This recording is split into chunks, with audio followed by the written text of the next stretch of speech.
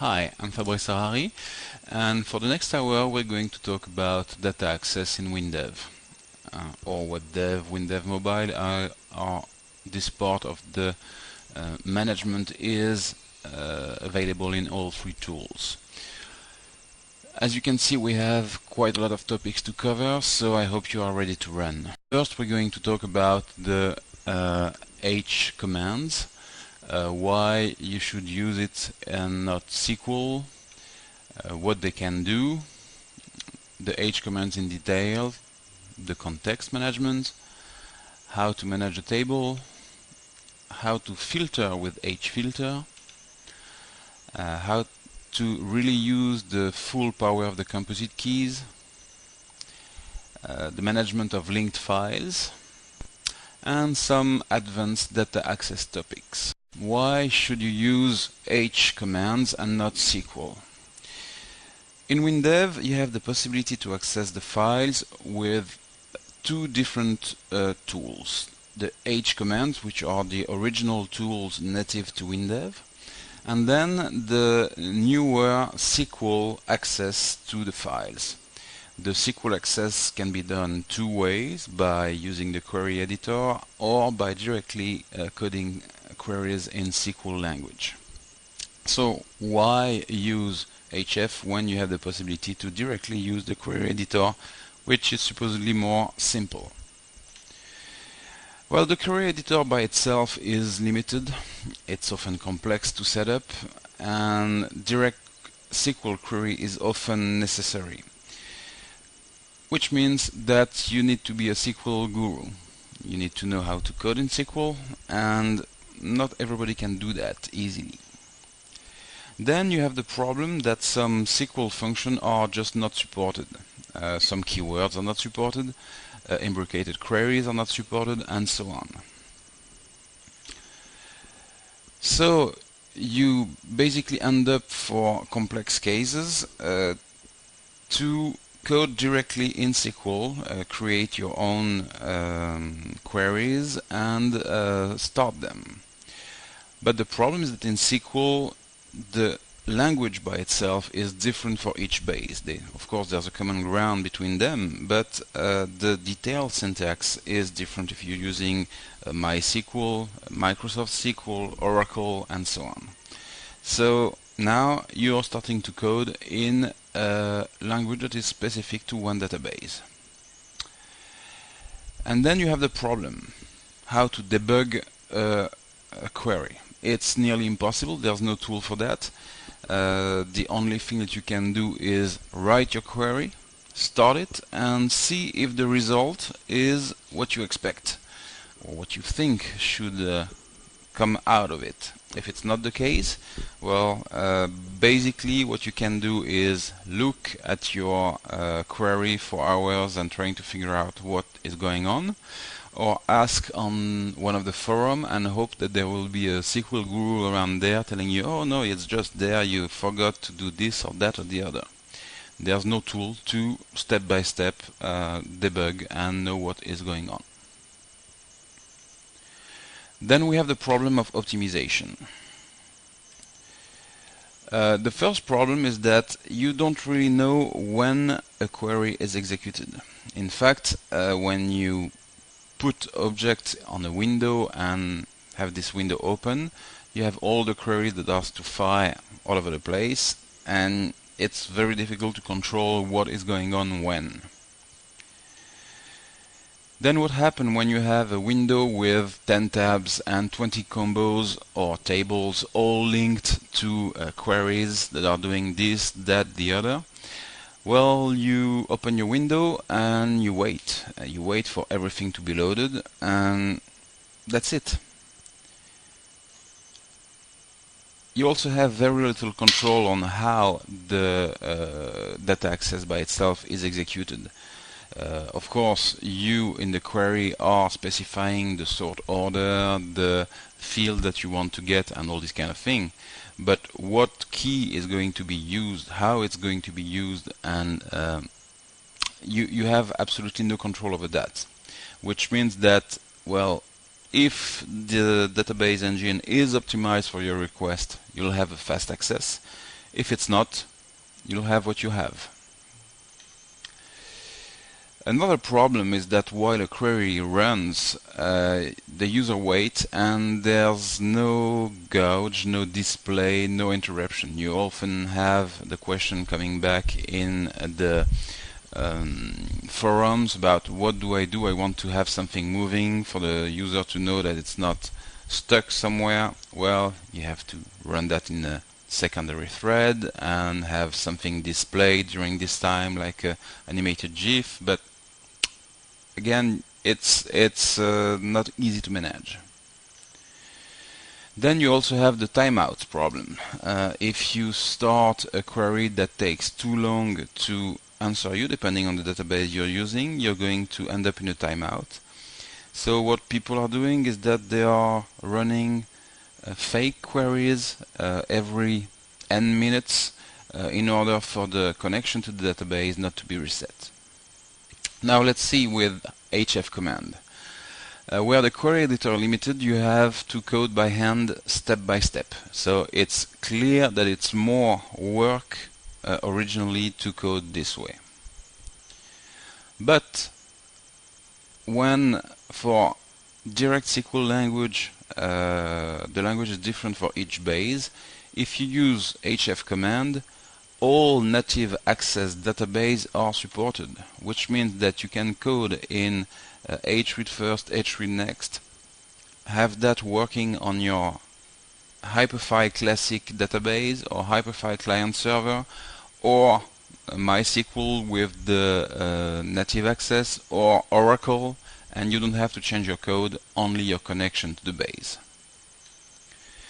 Then the most important thing I would say about that method is that you can debug step by step. Your code is going to access at a very low level your data file, which means that in your loop you can use debugger, you can see what's going on, you can see that, okay, you made a mistake with the value of your parameter, or you're not using the right key, and all that is visible very easily. Compared to the problem to know when the code is executed for the SQL and embedded queries, here you code the data access. So you start it when you want, you put your code either in the object or in a procedure, and you call it exactly at the time you want. So when we compare with the 10 tabs and 20 combos, you can very easily in that case have the code started only when the user accesses a tab, which means that your window will be fast and you will load only what is necessary for the user to work. Then you have the possibility to optimize your code and your data access depending on your application logic, not only its file structure. The database knows the file, eventually know statistic about the access on the file, but they don't know the logic behind it, and they don't know that this key will always have less value returned than this one, or that all this thing that you can optimize when you know what you're doing, that, well, the database of course has no way of knowing that. And clearly it's a much lower level access, so you can do what you want, need the way you want. It's perhaps a little more complex for the simple case, but you will see in the following presentation that when you have to code a complex query, it will be much easier to do that step by step in your HF syntax. Here with the HF access, of course, you are accessing the data record by record or with the view by sets. But depending on how you code it, you can very easily display a gauge, display the current record being accessed, or whatever you want, and even let the user interrupt the process very easily. If it's too long for him, hit escape. You have in your code looking for the user typing a key, and you can just stop it, restart it, do all this kind of thing very easily. It's always the same thing. High-level tools, you have to do it the way it's coded inside. Low-level tool, you can do what you want, much more control. So now, what can the H command do? Well, basically they can do everything.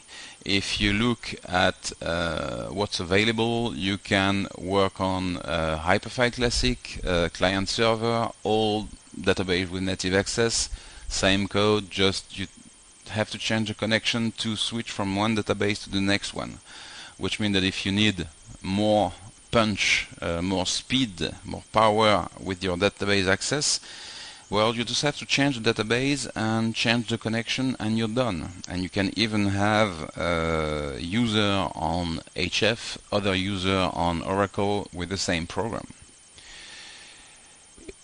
It can be used and controlled easily for all WD tools, WinDev tools, tables, lists, etc., as well as pure code.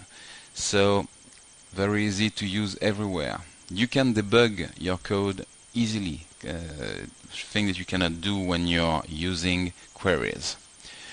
You can access records by one or by groups with the views. You can do database management with these syntaxes.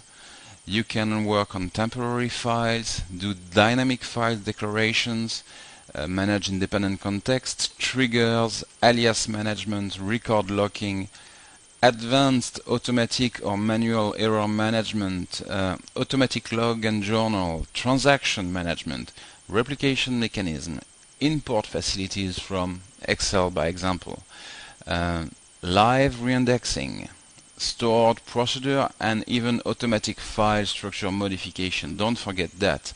If you don't want to use a hyperfile database, okay, good for you, but you're losing a lot of tools that are included in WinDev and are extremely practical. So what should you use in your programs? Well, I'm absolutely not saying that you should never use queries.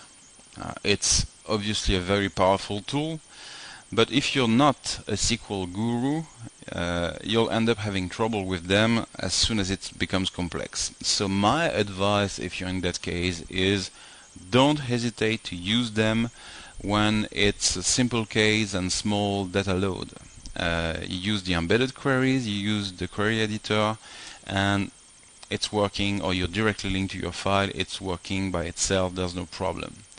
Now, if the data access is more complex, if you need to optimize the load on your database, if you have trouble making a query work, in all those cases, remember all the H commands are your friend, because you have a low-level access and you can manage that exactly the way you want. Yes, that's, if I'm not mistaken, all the H commands. All the commands in WinDev language that are related to the data file. So as you can see, there are lots of them, and clearly we are not going to go through all of them one by one. We would need a few months to do that, and we have only 1 hour again. So we are just going to check a few simple ways of doing things with HF command in case you haven't used them yet, or perhaps just to give you a few tricks. Okay, how to loop on a file or a subset. In normal order, you're going to do hfilter, and we're going to see more in detail afterwards how to use hfilter. Or you're going to use hdeactivate filter if you want to go through the whole file and you're not sure if all filters have always been deactivated in the remaining of your code. After that, you're going to do hread first to get the first record.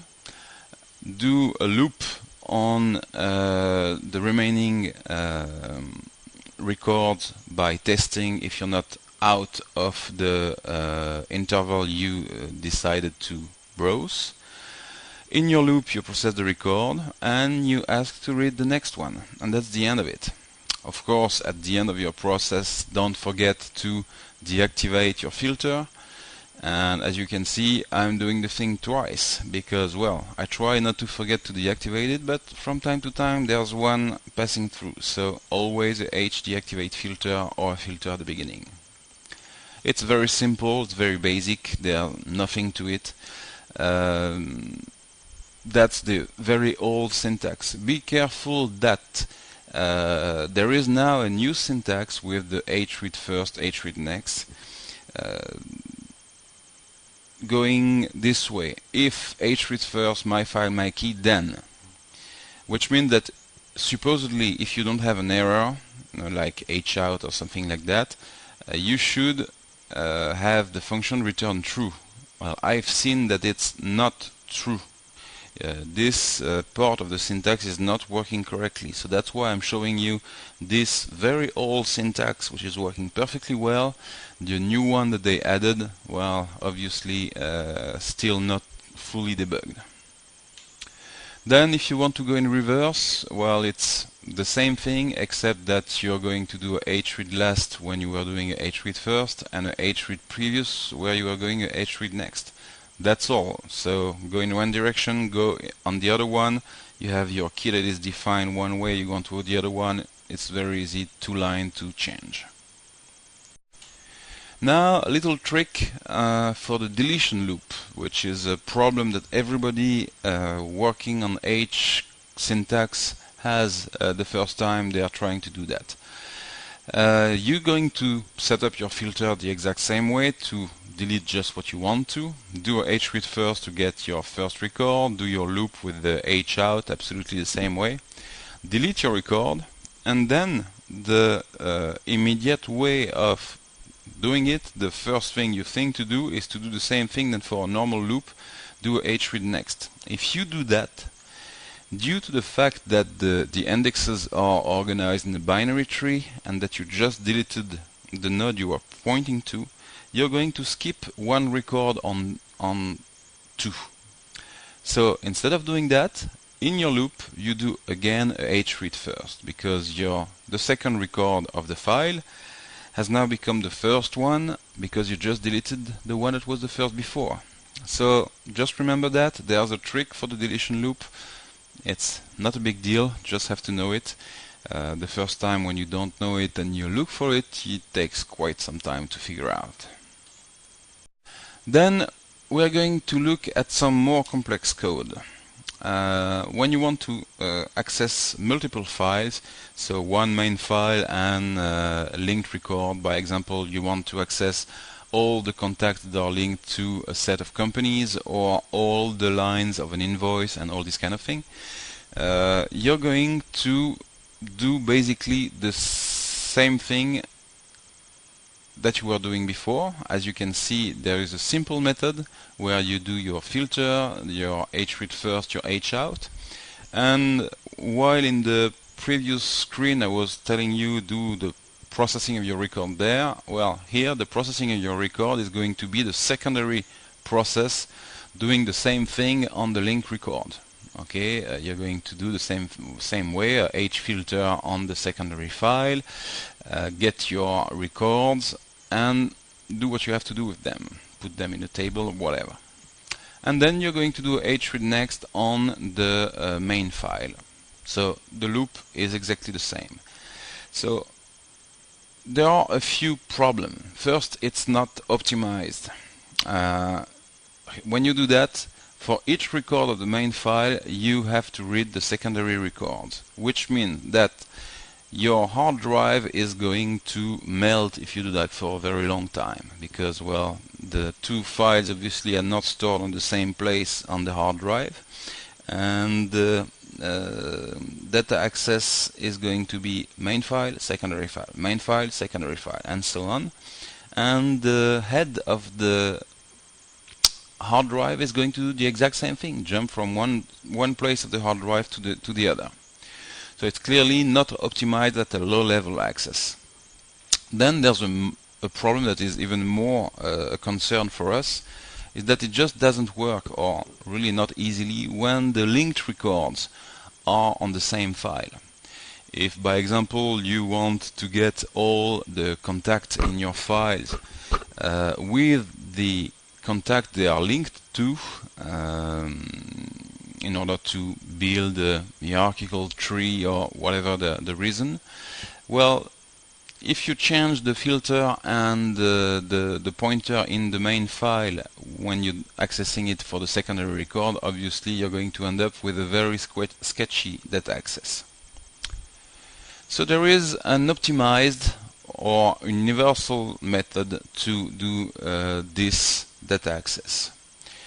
The base is exactly the same. You're going to loop on your main file with the hfilter, hread first, hout, hread next. That's the same thing. But instead of processing immediately the secondary record, you're going to store the main record that you are getting, or just its ID depending of what you need, in a structure.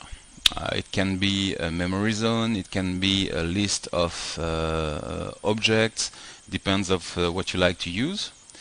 And then once you've got all the records from the main file, you're going to do a second loop only on the secondary file.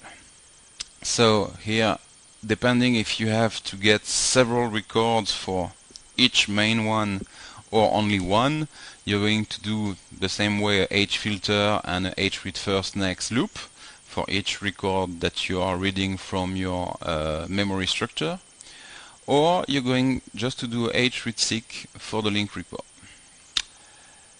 If a third file is involved, you just have to again store the records of the second file in a structure and add a third step to the method, and a fourth and a fifth if necessary.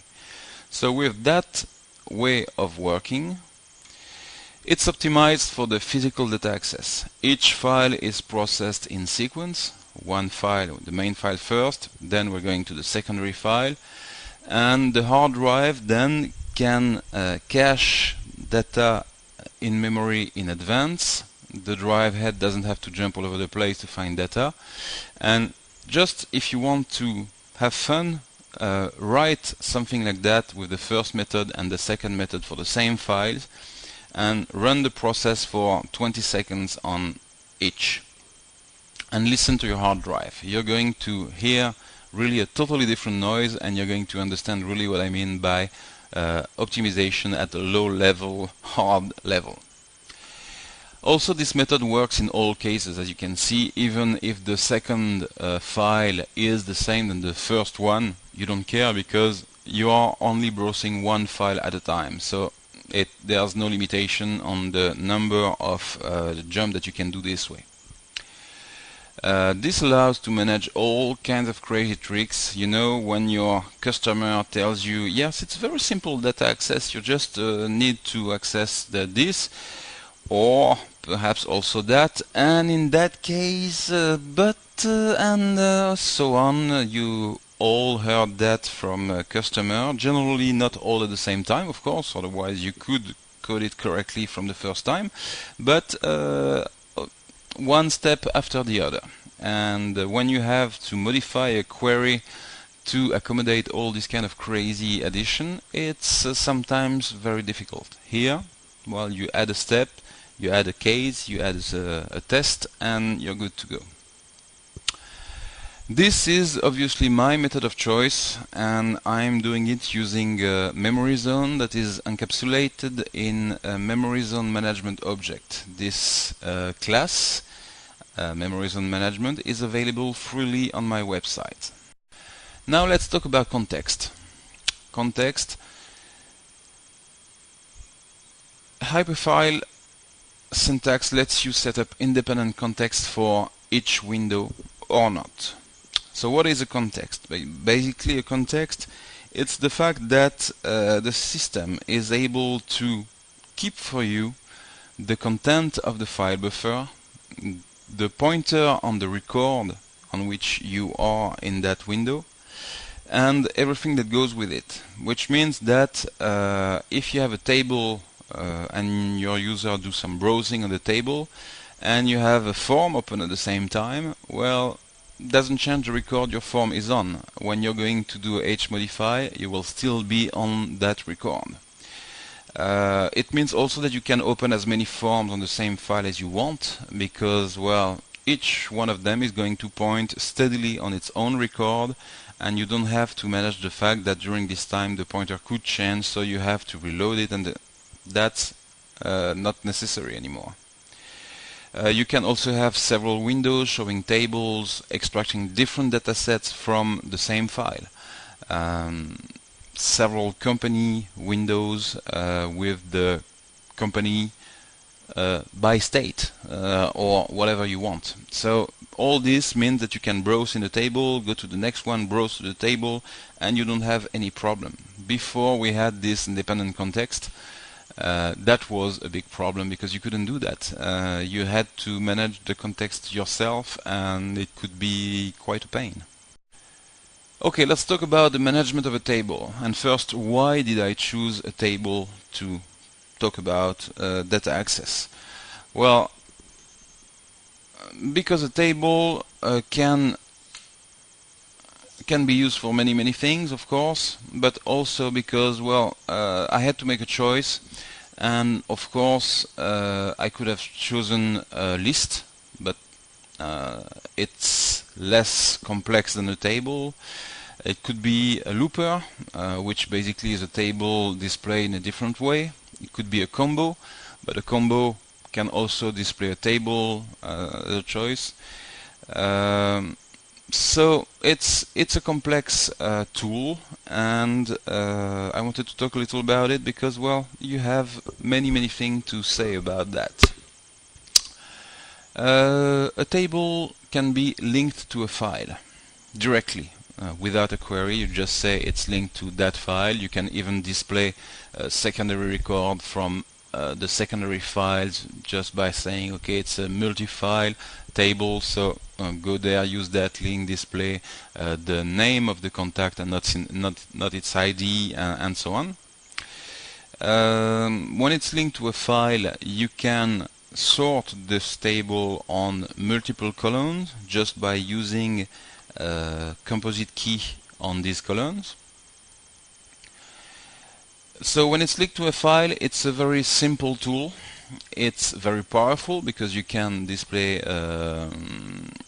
all records of all files. It's very fast because, well, it's direct data access, and it's going to read the records only necessary for the display. So it's a very nice tool to use. You can, by example, use them to let your user search for a record, or to manage the record and verify that the records are correct, and so on. Of course, a table can also be linked to a query. In that case, make sure that your query is as narrow as possible. You should never use a table linked to a query that returns 200,000 records. That's not a query, that's a trap. It's going to take forever to load, the user will not be happy, and that's just not an efficient way of doing things. Now, your table can be linked to a file, but filled by your code, which means that you can have your table linked to the file, no problem, exactly the same way. But in the table code by itself, you're going to do your hread first, hfilter, hread next in the next line, and so on. This is a feature that is not used a lot anymore because it's not really well known, but it's extremely powerful. By example, it allows you to have a different filter in the initialization of the table, a different sort order in the first line, next line code. You can have a hread first and a hread last in the first line. Based on the switch, you do one or the other, so you can very easily reverse the table order doing that, add strange condition in some case, and all that, all by code, easily debug directly in your table. Then you have the memory table by itself. The memory table is just a display tool that you can fill with whatever you want. It's an extremely powerful tool when you add to that the data access with the h command. By example, you can use one table to display data records from several files in the same table. You can have all your invoices and all your bills and all your thing. As long as you have the same color, in fact you can display whatever you want with different color code and all this kind of thing. So don't forget the memory table. If you use that in conjunction with the data access with the H command, you have a tool where you can really do wonderful things and also optimize your data access, because you can, it's perfectly possible, read only the records in the file that are displayed at some point, and only when the user scrolls down add more records. It's more advanced coding, absolutely, but you can do the same thing that they are doing in a file linked table. You can do it yourself, and you can do it with something that is coming from several files. Do lots of crazy things, believe me, I did. So it's really powerful. So now we're going to talk about the filtering with HFilter. And first we're going to talk about how to define a filter on a file, a view or a query, because you can define a filter on all three of that, which means that you can use a filter to create a view, then define a filter on a view, then a filter on a view, and so on, to narrow your dataset. It's probably not the most efficient way of doing things, but if the user is defining the filters and each time wants to, well, it's a nice way to do it. There are different syntaxes. The first one is the syntax where you define the file name, the name of the search key, the lower limit, the upper limit, and eventually a selection condition. The second one is just the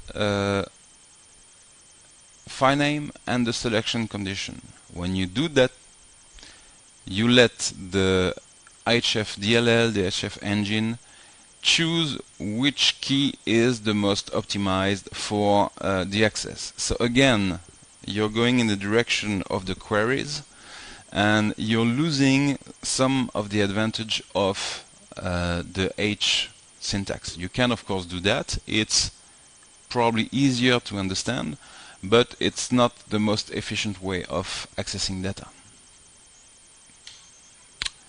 And then you have all the new syntaxes for HFilter. HFilter start with HFilter included between, HFilter identical, which are in fact only friendly syntaxes for cases that are directly manageable with a regular HFilter. By example, a HFilter included between is file name, name of search key, lower limit, upper limit, and that's it. The HFilter identical is the same one with the lower and upper limit the same value.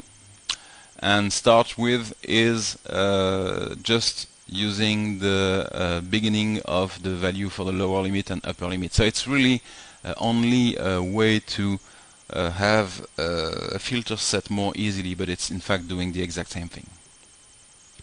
Of course, with the filters, you have the problem of the composite keys that you have to understand perfectly well in order to well, set the filter correctly. If you want to do in a very optimized way what the database engine is not able to do, you have to understand what you're doing. And you have the infamous funnel theory.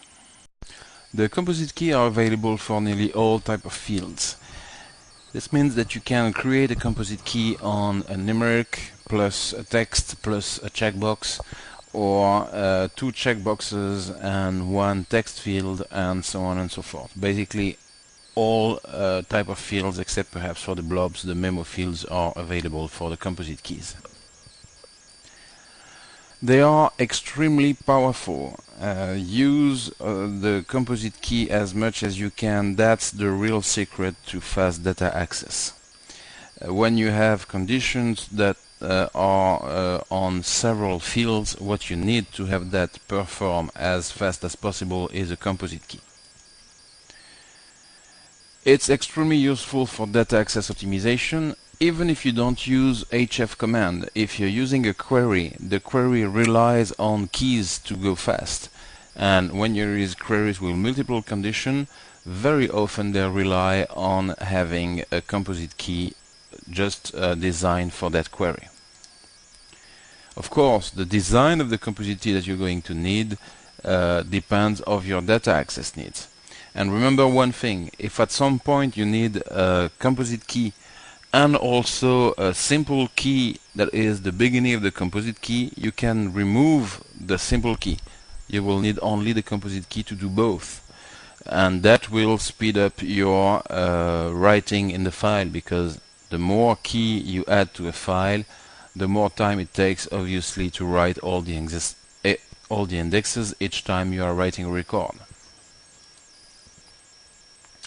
You can use them also to sort tables on multiple columns. When you have a file table, you think at the beginning that you can sort only on one field at a time, one that is a key. Well, in fact, if you have composite keys, you can use as the sort order, the original sort order, any of these composite keys. So you can have a table that is sorted on last name plus first name plus date of birth, by example. It's very easy. And of course, you have to use them to optimize filters. When you're doing a query, a filter is done behind the scene, or when you're doing a filter, a query is done behind the scene. It doesn't matter. What matters is that in any case, if you want to have any kind of optimized access, you will need a composite key. Let's take a few examples. If you have a key, a composite key containing a name field and a first name field, you will have, by example, this kind of data in the file, and you recognize perhaps this list of members of my family with the same last name, of course, and all these first name. Well, this is the order of the key in the file. It's the from the first one to the last one. It's sorted by this composite key. So let's see what we can do with a composite key that is sorted like that. You can set an optimized filter very easily on any beginning of a name. By example, if you want all the people with the name starting with HAR, use this syntax: hash filter, file name, name of the composite key, and then HAR, HMinVal, HAR, HMaxVal. So that's very easy. And what it does is just put yourself at the beginning of the HAR and put a limit at the last HAR, and that's all. Everything that is before and after, as you can see, it's in the order. It's very easy to find. The same way, if you want to have the exact name and the beginning of the first name, by example, all Harari starting with F, well, you can do that very easily with Harari F and Harari FZZZ, and you will find, obviously, only Harari Fabris. That's the only one that match, and again, because it's sorted in that order, so the access in the file for the data engine is extremely easy, extremely fast. Now, what you cannot do with a composite key on the name and the first name is find all the people with a first name Fabris. Well, you can do it, but obviously it's not going to be optimized because, well, it doesn't start with that. So it means that to find all the ones that start with Fabris, you will have to go through the whole file from the first record to the last one, and each time check the first name to see if it matches. So obviously it's not an optimized way of accessing data. If we take a second example with a key, composite key that is active plus date plus salesman code. Let's say that active is what you use instead of deleting records. The date, well, obviously it's the date of the record, and the salesman code is any kind of abbreviation. Here we have three of them: AB, FH, and MB. So that's again sorted in the order of this composite key. Well, if we do that, we can easily get all the active records for a det.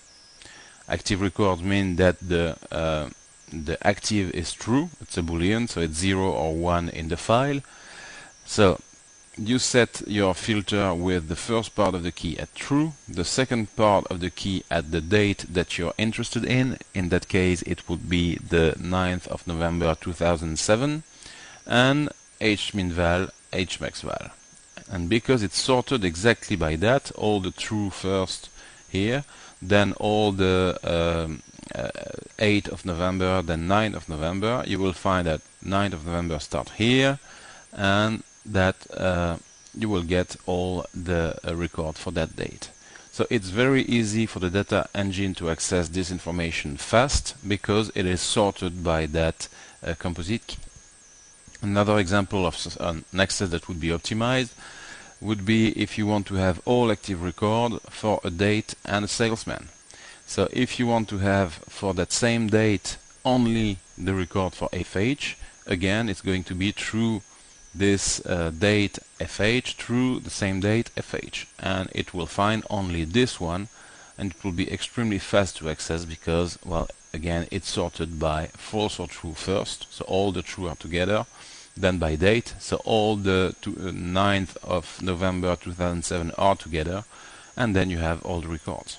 So again, it's just because the key is sorted that way. And the way it works is this beautiful binary tree that we talked about earlier, and that's why it's very easy to find. Now, this one will not be optimized. Why? Well, if you want all active record for a salesman, you're going to say active true, but what do you put for the second one, the date? All of them? Well, if you put all of them, it means that, okay, you will start at the first record where the active is true, but you will have to go through all the dates to find out which record contains a salesman with FH, which means that basically you're taking all the active record of the file and checking them one after the other, which is obviously not optimized. And that's because we don't have a narrowing condition on the second field, so it's not sorted in the correct order. If you wanted to do that in an optimized way, you would need another composite key with active in it and then salesman. So it really depends of the queries that you have to do, the filter that you have to do. It's the same thing, and once you know that, you will have to add the corresponding composite key to have something that is optimized.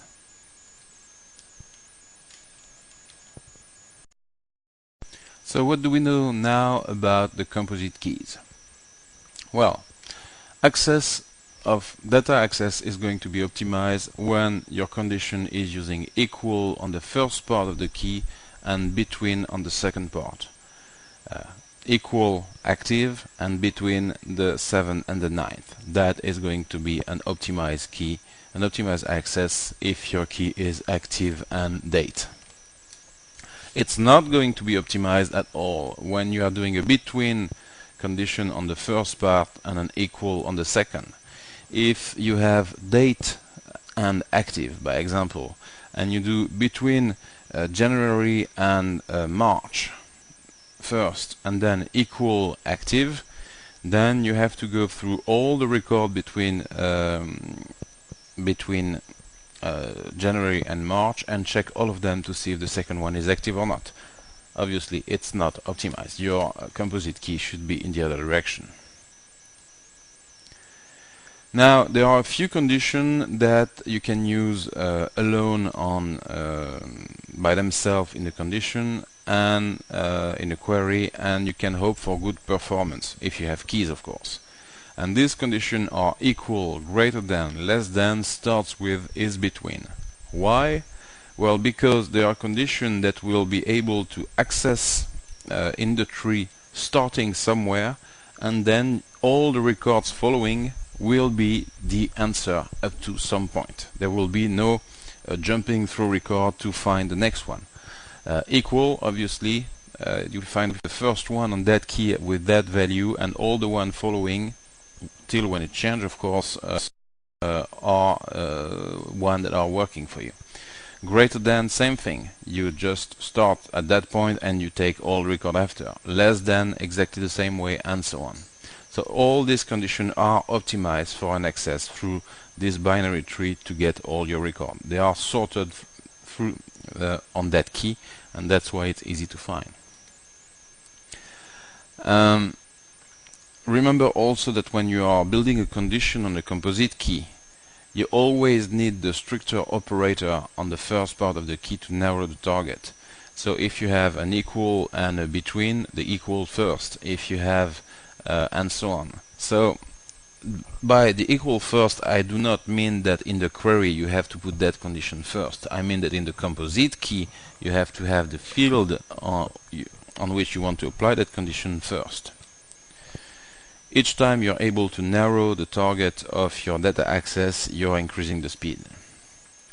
Remember also that contains is never optimized. If you need to do a contain on something, build a dictionary, build a dictionary, just take all the words that you have to deal with, either it's the whole record or just a memo field, and when you write the record, write them one by one in a secondary file and then search on that file. This way you will have speedy access. But again, it's something that works only if you want to access to find a whole word. If you want to find a syllabus between just a few letters in a word, then you have to have a huge index with all the combination of letters in your words. Remember also one small detail that many people forget at the beginning when they are doing data access, is that all conditions on keys are dependent of the key settings in the analysis. In the analysis you can set each key differently and tell the system that this key is case dependent or not, is dependent of accented character or not, punctuation, and so on.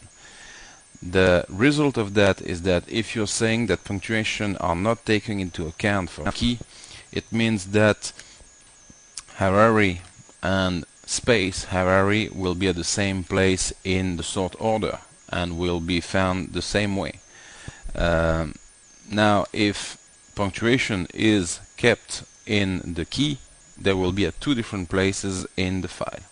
So sometimes you want one aspect, sometimes you want the other. If that's the case, you will have to create two keys on the same fields, one dependent of this, the other not, and use one or the other depending on what you need to do at any particular point in your program.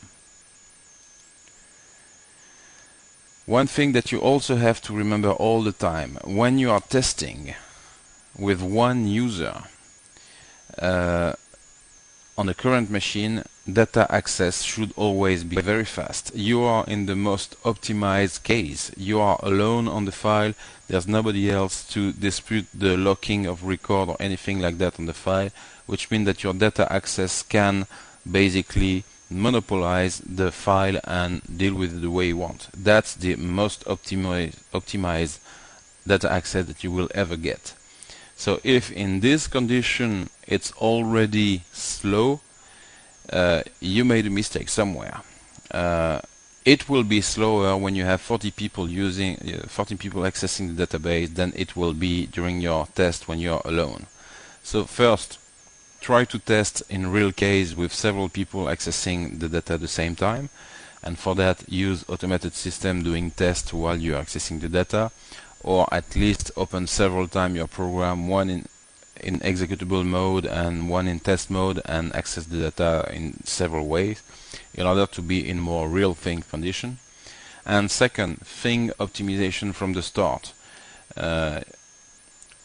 It's too late when it's in production to rethink your whole data access. You can tweak things, you can save some time there or otherwhere, but you will have to think optimization from the start if you want to really have very good results.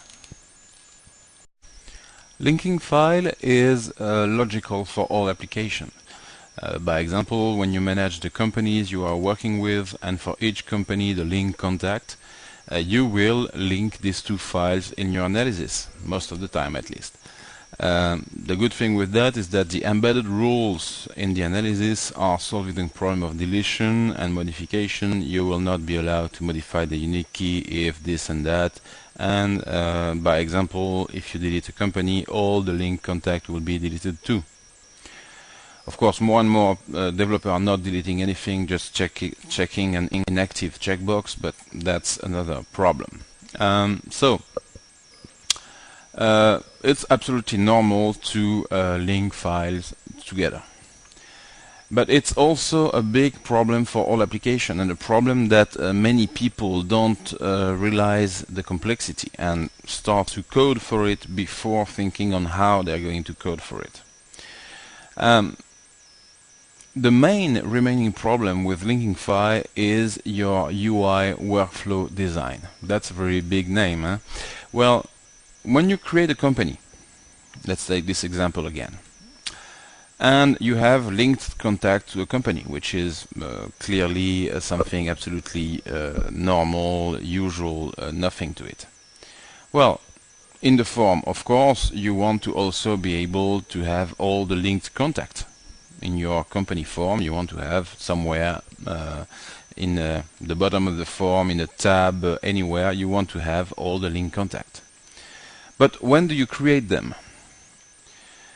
If you try to create them when the company is not created yet, how do you link them?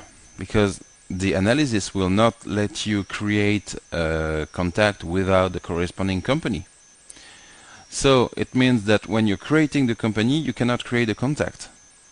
But when you're modifying a company, you will want to be able to just enter in the company and add or remove contact, or even go in the contact form and modify it. That's how you find the contact. You find the company first, you go to the contact tab, by example, you double click on the contact and you have the contact form and you want to modify it.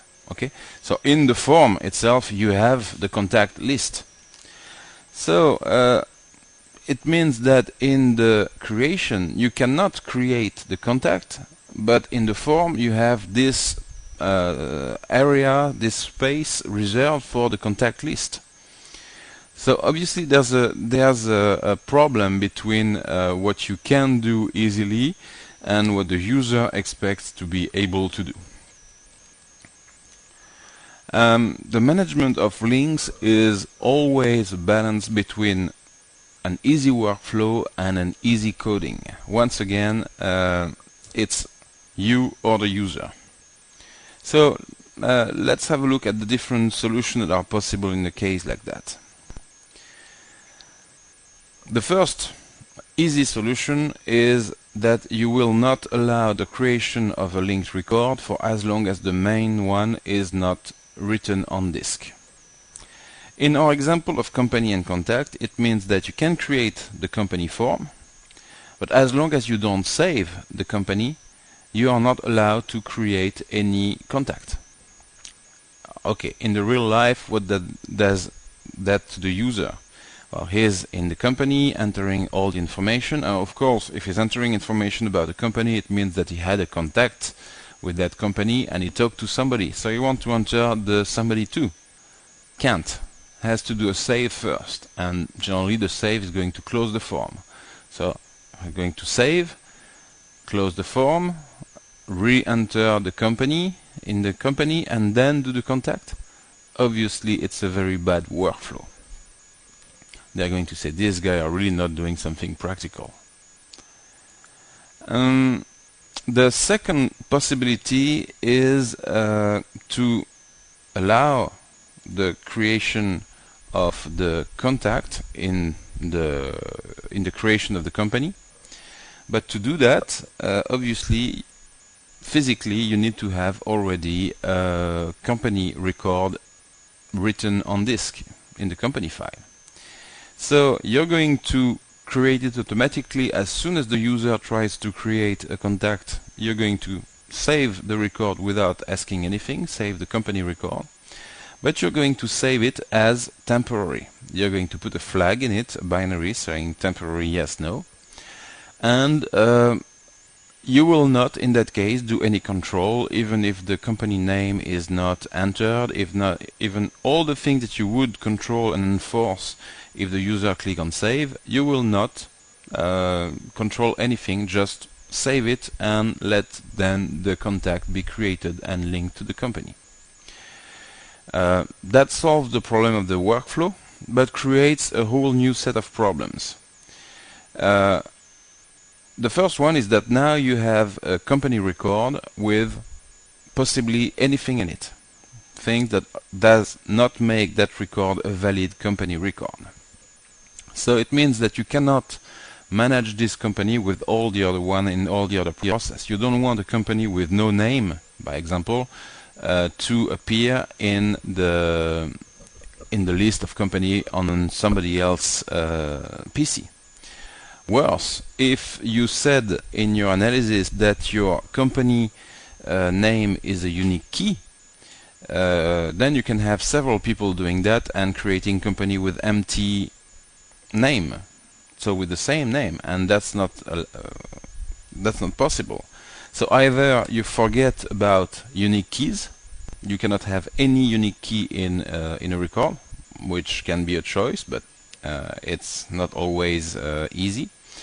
Or you have to automatically fill the empty unique key with a unique value that you have to find out by yourself, 1, 2, 3, 4, whatever you want, but you have to find something to have that temporarily valid physically.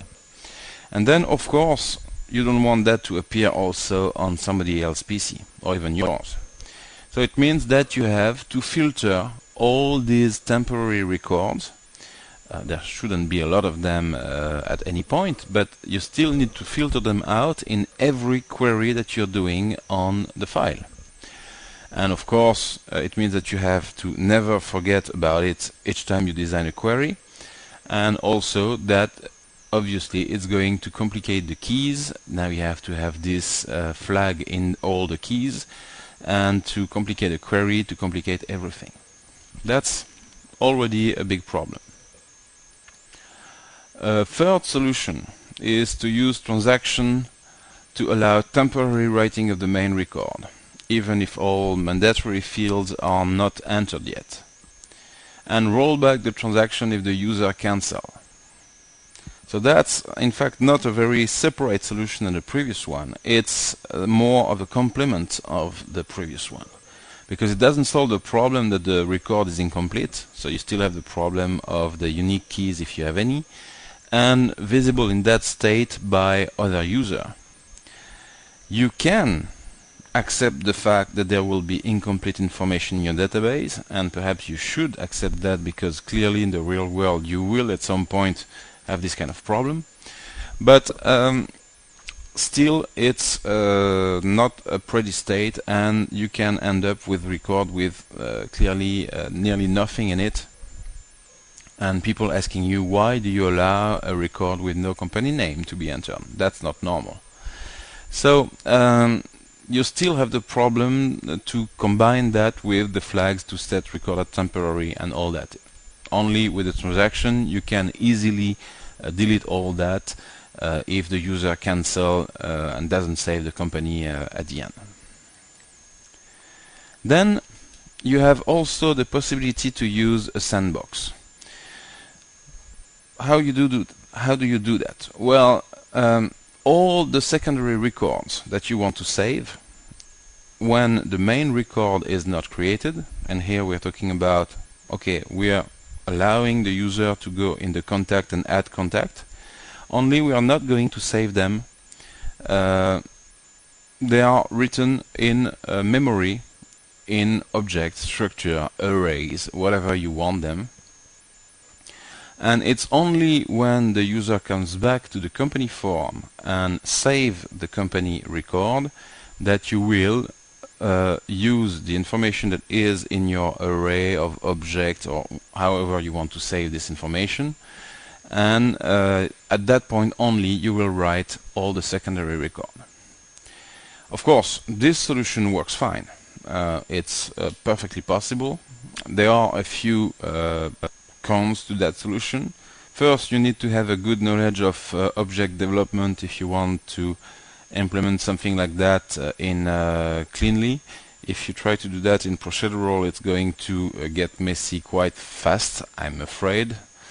It also means that if the user is interrupted, if you have if you cancel, all the record, the main and secondaries are lost. So if the user just cancel and thinks that all these contacts will be there when he comes back, not so. Or if there's just a Windows problem or a power problem, the whole thing is lost. But it's a possibility, and it's cleaner than the previous one with the temporary record. And then you can combine the solution above with the sandbox management. Now, instead of saving everything only in object in memory, you can save them regularly in files.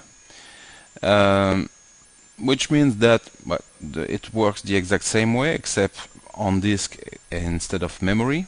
And the advantage of that is that, well, if the user cancel, if Windows crashes, if anything happens, you can have a list of all the things that were not finished, and you can have a continue previous action wizard popping up when you restart the program, or have this kind of continue previous actions menu in your application. And you can, in fact, when you have to stop doing something, just click on another button or another menu choice or a shortcut key, whatever, that say save temporary, let me continue later. And this solution is much more powerful, obviously. But clearly now you have a very good workflow, you have a very powerful feature, but much more code to write. And again, it's this choice between you and the customer. Either it's going to be complex for the customer, or it's going to be complex for you to code. And clearly it depends on your application. You choose how to code that, or your customer choose how to you're going to code that, because he tells you, I want to be able to have my sandbox and do something else temporary and come back.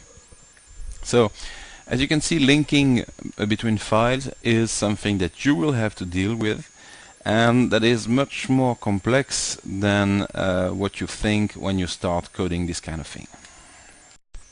We are now supposed to talk about advanced data access topics.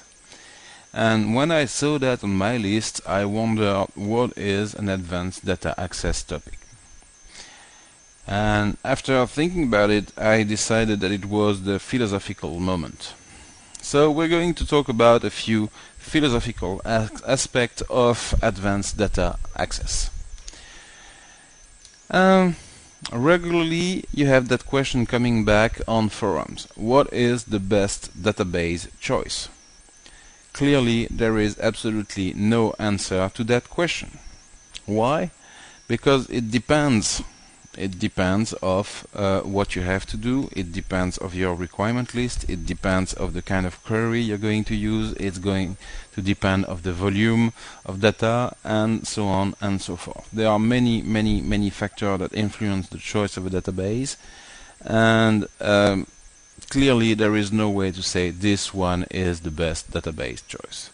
Remember one thing: if you use hyperfile syntax, or you just use queries, it doesn't matter. In both cases, if you start with the hyperfile database and you change for any database with native access, you will be able to keep your code and it will still work. So one of the huge advantages of using WinDev is that you can use and change different change database depending on your specific need or the choice of your user, even with really nearly no modification in your files. Yeah, that's also dependent on that one, really a very good one. Which one is the fastest? Well, it depends. It depends on how you code. You can have some coding that will go faster in Oracle. but perhaps by coding slightly differently it will go faster in SQL. Well, and of course, to see this kind of thing really, you would need to take the exact same application and test it on several databases and say, okay, with that application in all the query designed that way and this way and this way, that's the fastest one. Will it be the fastest one for all cases? I doubt it. So that's again a question where there is no real answer. And another extremely good one is SQL coding better than HF coding. I hope that after this course you will not be people asking these questions again. There are advantages in both cases. Clearly I prefer the HF coding for the control it gives me, but also clearly it's more coding to do. So one or the other, the best way to go is certainly to know how to use both, and depending on what you have to do, you use one or the other. Also a very good one, a classic. Will a hyperfile database support a load of my 50th+ user in the application I'm going to start building next week? Well, the answer is it depends. I don't know how you code. I don't know how your application will be built. I don't know if you're going to do something that is well thought, well optimized, and well designed. If you do all that correctly, there's no reason why not. But many times you see that things are not done the way they should be. So all these kind of questions are really dependent on you and you alone. We are now back to our original slide with just a brief conclusion. Try to remember all the things that we talked about in this data access course. These are extremely basic things that you need to master in order to build a good WinDev application, or WebDev or WinDev mobile, it doesn't matter there. Lots of those things that we talked about are HF dependent, either W language HF syntax or hyperfile database dependent.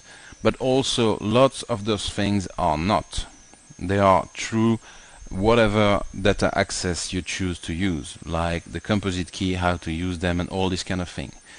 All these things are more on a comprehension level extremely important in order for you to optimize any kind of data access with any tool, and it's not even WinDev dependent.